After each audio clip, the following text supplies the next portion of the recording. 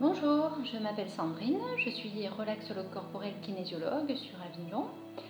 Je suis confinée comme vous tous à la maison et pour être solidaire à ce confinement, j'ai décidé de vous donner des petites astuces pour votre bien-être, pour que vous puissiez fabriquer également des petites recettes maison comme le gel hydroalcoolique que je vais vous présenter aujourd'hui.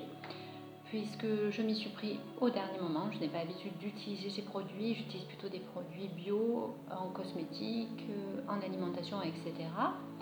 Donc, n'en trouvant plus, j'ai décidé de le fabriquer. Alors, comment on le fabrique? Il faut vous procurer de l'alcool modifié à 70 que vous pouvez aller chercher en pharmacie.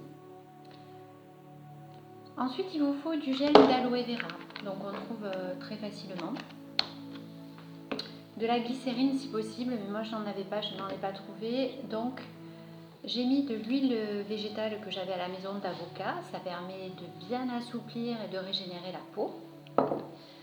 Ensuite j'ai utilisé 3 huiles essentielles. L'huile essentielle de titri pour ses bienfaits antiseptiques, anti-infectieux, antiviraux.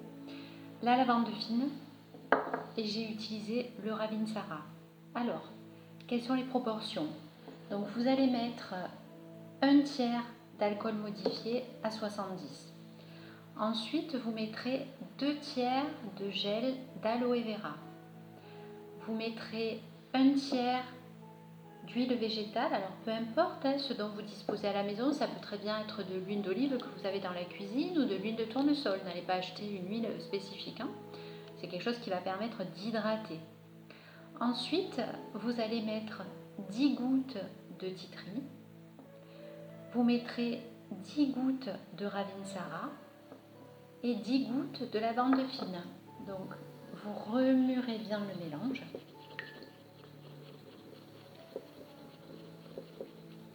Et vous pouvez le mettre dans des petites bouteilles si vous avez. Alors moi, j'avais à la maison des petites bouteilles que je me sers en aromathérapie en verre. Donc j'ai enlevé le capuchon pour que ça coule mieux parce que c'est un gel un peu épais en fait qui sort. Donc dans celle-ci que j'ai fabriquée, j'ai gardé le bouchon pour les huiles essentielles, mais voilà, ça a un peu du mal à couler, donc j'ai enlevé le bouchon. Et une fois que vous avez bien remué, vous mettez dans votre petit contenant. Voilà, je vous montre. C'est un petit peu épais, on dirait presque de l'huile parce que c'est la couleur jaune de l'huile végétale que j'ai utilisée d'avocat.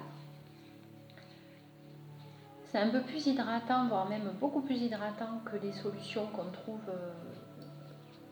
classiques. Voilà. Ça permet de faire barrière au niveau des virus et des bactéries quand même. Voilà la recette que j'ai fabriquée moi-même, voilà, pour ma famille également. Voilà, si j'ai de sortir, eh bien, je m'en passe sur les mains. Voilà, ça permet d'être quand même protégé. N'oubliez pas que les huiles essentielles ont un rôle essentiel au niveau des bactéries, des virus, des infections, etc. Donc vous pouvez vous-même fabriquer ce gel maison, voilà, tout simplement. À bientôt!